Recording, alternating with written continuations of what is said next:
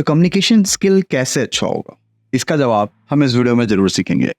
Okay, सबसे पहले यहां से स्टार्ट होता है। हम दिन भर खुद से बात कर रहे होते हैं, हर वक्त अपने आप से कुछ ना कुछ बोल रहे होते हैं, कुछ सोच रहे होते हैं, कुछ समझ रहे होते हैं। वो स्टार्ट होता है यहाँ पे हमारे ब्रेन में।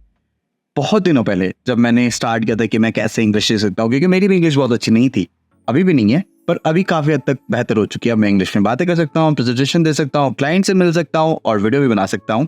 तो ये स्टार्ट हुआ यहाँ से। तब मुझे किसी ने कहा था कि start thinking in your head, whatever language you want to learn, start talking with yourself in that language.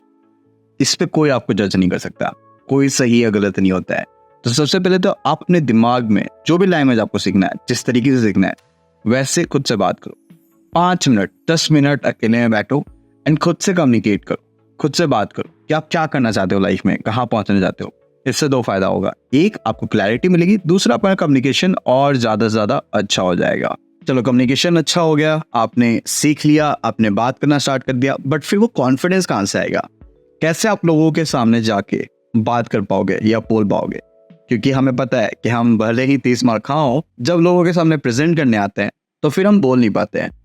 इसका सबसे अच्छा तरीका है मिरर।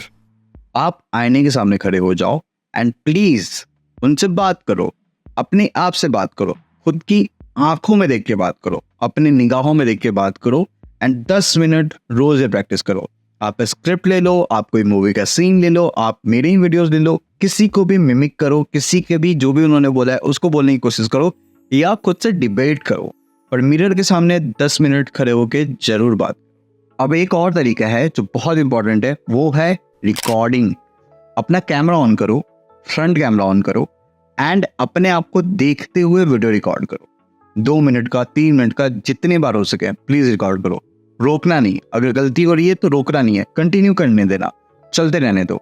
एंड उसके बाद आप उस वीडियो को देखो एंड राइट डाउन करो कि कहाँ पे आपने फंबल किया, कहाँ पे आपने गलत बोला, कहाँ पे आपने सही बोला, क्या आप इंप्रूव कर सकते हैं, कौन से वर्ड को किस वर्ड से रिप्लेस करना है, ये बहुत इंपॉर्टेंट है, वो आप देख सकते हो। चौथा, मेरे फैन को मत देखो, आप मेरे फैन पर निगाहें मत डालो, आप मुझ पर निगाहें रखो।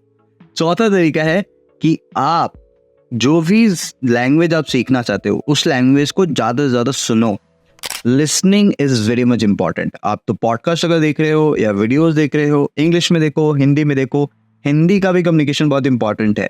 तो आप जैसे मेरे वीडियोस देख रहे हो, मैं कैसे टर्म्स यूज कर रहा हूँ, कैसे बोल रहा हूँ, मैं ये वीडियो इस तरीके से इसलिए बना रहा हूँ कि मैं आपको दिखाना चाहता हूँ कि मैं कितना कॉन्फिडेंट हूँ अपने किसी भी एंगल में वीडियो बनाने के लिए। क्योंकि मैंने इतनी मीटिंग्स करी हैं, इतने लोगों के सामने बोला है, इतने सेमिनार अटेंड किए, इतने वीडियोस बनाए हैं कि मैं अब कहीं भी, कैसे भी, किसी भी तरीके से कुछ भी बोल सकता हूँ, किसी भी टॉपिक पे बोल सकता हूँ। भले ही मैंने टी शर्ट अच्छी ना पहने हो, भले ही मेरा एंगल खराब हो, भले ही मैं अच्छा ना दिख रहा हूँ, पर मुझे पता है कि जब मैं बोलना चाहूंगा तो मैं उस टॉपिक पे बोल पाऊंगा। इसका सबसे बड़ा रीजन ये है कि मैंने इतनी सारी टॉपिकों के ऊपर वीडियोस देख रखा है, इतनी सारी टॉपिकों के बारे में पढ़ रखा है, एंड जिसकी वजह से वो चीजें मुझे याद आती रहती है। मेरा ब्रेन ऑटो फंक्शन करने लगता है जब भी वो टॉपिक आता है।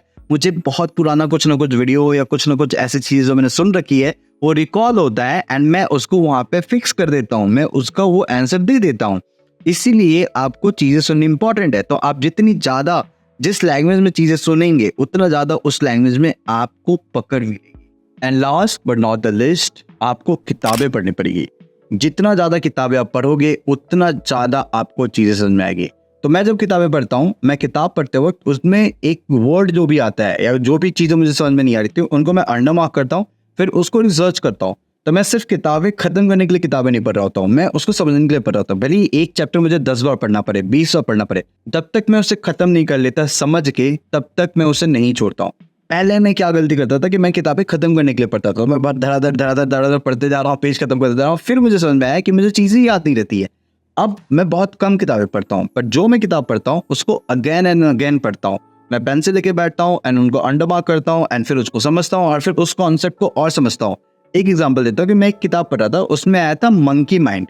अब मुझे ये टर्म बहुत अच्छा लगा, मैंने फिर उस टर्म पे रिसर्च किया, उसके ऊपर पेपर पढ़ा, सारी चीजें पढ़े एंड देन मुझे समझ में आया कि एग्जैक्टली मंकी माइंड क्या होता है।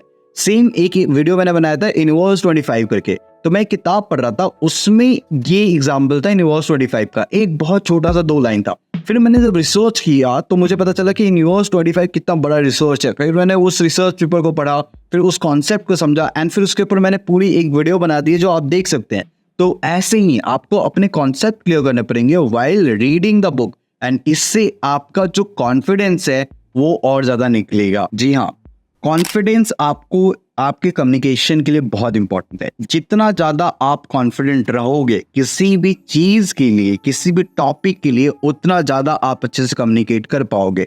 आप अपने दोस्तों के बीच में कुछ भी इसलिए बोल पाते हो क्योंकि आपको पता है, आप कॉन्फिडेंट हो कि उनसे ज्यादा दिमाग आपके पास है। आप बाहर लोगों के सामने इसलिए नहीं बोल पाते हो क्योंकि आप अंडर कॉन्फिडेंट हो, क्योंकि आपके पास नॉलेज बेस कम है।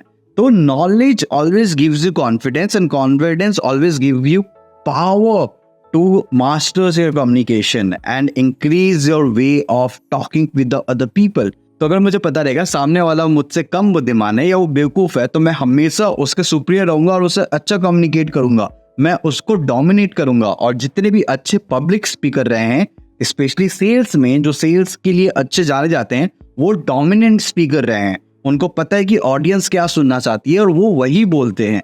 तो सबसे ज्यादा इंपॉर्टेंट है कि आप अपने वोकैब को बढ़ाएं, आप अपने नॉलेज को बढ़ाएं, और ऐसे ही आप अपनी कम्युनिकेशन को स्ट्रॉन्ग कर सकते हैं। ऑलराइट गाइस, ये था वीडियो कि आप अपनी कम्युनिकेशन को कैसे स्ट्रॉन्ग करेंगे। इसके अलावा और कोई भी सवाल है तो प्लीज कमेंट कर दो। Take care, bye bye, see you in next video.